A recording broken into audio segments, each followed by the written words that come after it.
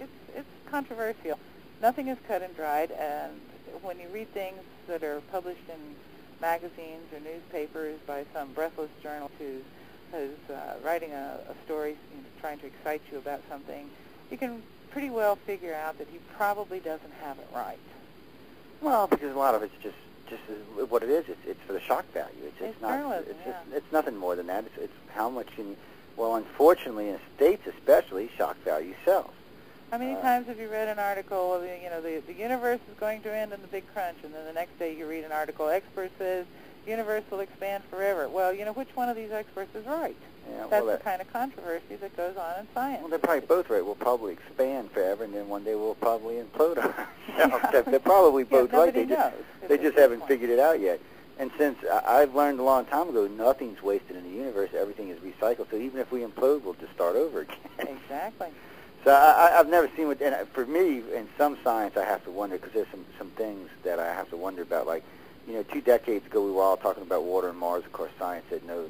Of course, now we know that's wrong. Yeah. That there is. And, we've all been saying there's life on Mars in some sort, form, or fashion. Finally, they're admitting that, yeah, there probably is some type of life on Mars. So it just seems like the mainstream science is always 20 or 30 years behind the visionaries. And it's a shame, because you would think by now they would have learned. The science would learn. Well, a lot of our technologies are based from sci-fi, from science fiction. Oh, yeah. And much of science today, mainstream science, is no longer true science. Oh, no. Today it's about the buck. It's a religion. Yeah, it's the religion of science, and how much money can I make it, how much fame can I get. Yeah, and what gets funded is generally what is popular, and very often you have to understand that science is the tool of governments to control the masses of humanity. That's a pretty good job. Therefore, they don't want, science to be free and to reveal all of their secrets. They want to control it. So what gets funded is what they approve, and what doesn't get funded, is what doesn't get done. Well, I just came back a couple weeks ago. I was at a meeting at Tulane University amongst a group of physicists, and I asked them point blank, how come we don't have any scientists that are in it for the love of science and not in it for the grants or the loans or the fame or the money? And of course, a lot of them got offended, but several of them got up there and addressed the question. Well, it's not what it used to be. You have to do something popular to get a grant or a loan. Schools won't fund you unless it's something that is popular and mainstream, or something that society's interested in. And so there's not a lot of true science anymore in the fact that, let me have $1 million so I can go find out why a particular thing works. He said, we just don't see that kind of science anymore. No. He said, now... It's very, very bad for humanity. It is. And it's going to hurt us in the long run, because there's no true science. And I don't want to offend, because I know there's a lot of scientists listening to my show. I said, I don't want to offend anyone, because I know a lot of y'all are out there doing hardcore research, but, from the ones I've had on the show, I know a lot of them are not doing what their heart wants to do. Exactly. And they need to be doing what is in their heart to do, what drives them, because that's where the true creativity is, and creativity is the primary moving force of the universe, and it manifests through people and through science. It's just a strange little beast we live in today. But, I did hear a Nobel laureate the other day talking about how peaceful the planet is and how nice the planet is. Well, he's making a point, and he was actually very correct, and he's going to win another award for this. If you take it based on where we are today, based on where we were 50 years ago, or even 100 or 1,000, we're much more peaceful. There are less people dying of starvation or war than ever before on the planet, especially considering there's 6 billion of us today. And he's got a very good point. He said he doesn't understand why humanity is always waiting for the other shoe to drop. He said instead of taking advantage of the most plentiful, most peaceful time the planet's ever existed, most people are sitting at their home whining, crying, moaning, and waiting for the other shoe to drop. He had a good point, and it's a tough one to get around. So he made a joke about this, which was probably in poor taste, but he made a joke, well, maybe the extraterrestrials will come in and wake us up or help us to understand that we're better off than we realize. I just thought I'd like to see his statistics. Yeah. Well, no, it was already looked over by a large group of people. And it is a true fact. There is less people starving today than even just 10 years ago. And there's no major wars going on the planet at all. None. There's no World War IIs or no Roman empires or British empires or French empires conquering the world. There's none of that going on. You've got a couple little brush skirmishes, and that's about it. And So I understood. You call Iraq a brush skirmish? Oh, yeah. I call it 53 people? million dead in World War II, 4,000 dead in Iraq. Yeah, I call it a brush skirmish. It's a big difference. It's not a war. All of our citizens aren't involved in it. We don't have literally millions of troops deployed. That, to me, that's a war. When we deploy all of our forces and we've got all of our branches out and going, that's a war. What we're doing right now is the same thing we did in Vietnam. We're babysitting and trying to correct someone else's problems. Because let's be honest about it. If the United States wanted to, they could end Iraq, Afghanistan, and Pakistan in one swift blow without even putting any troops on the ground. Whose problems are we trying to correct? Not ours. Well, I mean, we created this problem. Oh, I agree we created the problem. I won't even argue with you there. I agree I agree that we've created several problems on the planet.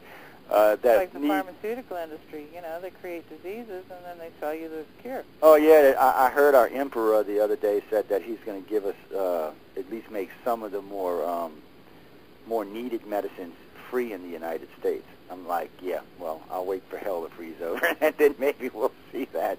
I mean, don't get me wrong. I mean, if he does it, it would be great. I just don't think it's going to happen. Well, I don't think just get a universal health care plan, and they don't have to make the medicines free. That's true. But you see, they don't even want to talk about that. But they can sell them for $1. Yeah, they don't want to talk about giving everybody in the States. I guess, you know what it is? Well, I don't think they want us to live that long. I think they're already worried that there's too many of us and we can't afford what we have in the country as it is. Well, there is too many of us, but I don't think their solution is the right one. I think education is the right one. And I don't think going around killing people for the sake of killing people is going to help anything, because basically that's what we're doing in Iraq. I mean, there's no real threat to us over there, or in Afghanistan. There might have been, but there's not now. And frankly, they've got oil. You know, yeah, they got oil, and we need to keep our oil supply running. And it could be a trigger for a world war.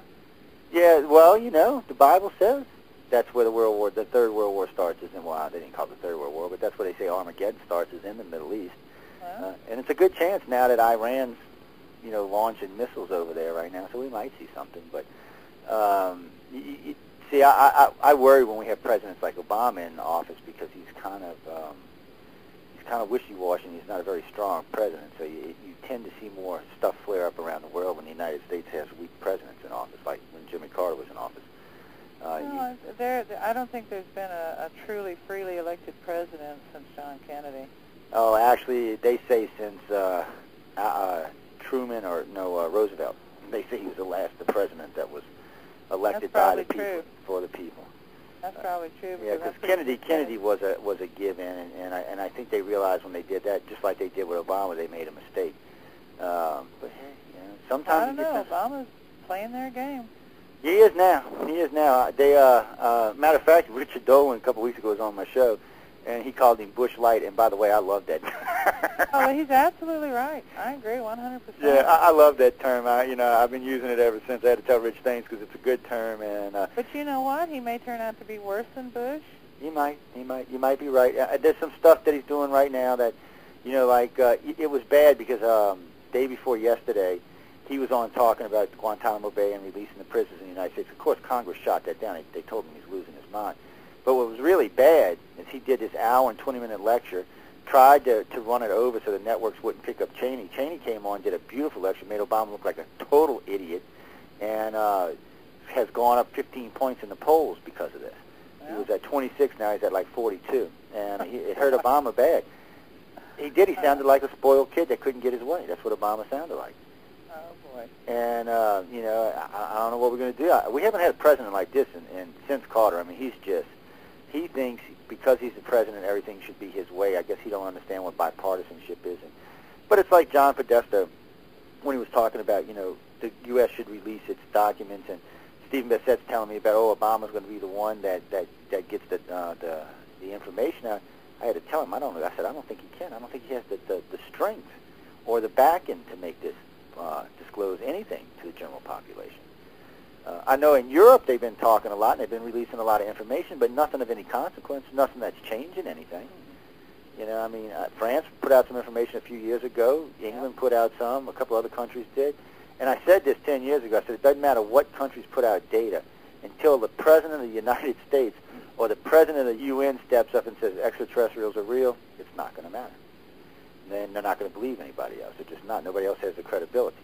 Well, I mean, look at all that has come out from very respectable sources and how those sources were then defamed, flamed, destroyed. Tore down to nothing. Yeah, that's typical. You know, so it's. So what made you brave enough to get out and decide to get into this alternative world, as I like to call it? Well, it kind of snuck up on me because I keep telling people that of all the people who never wanted to know anything about UFOs or so-called aliens, I deserve a place at the head of the line, and that's true. This is not something I ever wanted to know anything about or ever cared about, or I spent most of my life dabbling in the paranormal, metaphysics, studying, reading, working as a hypnotherapist, and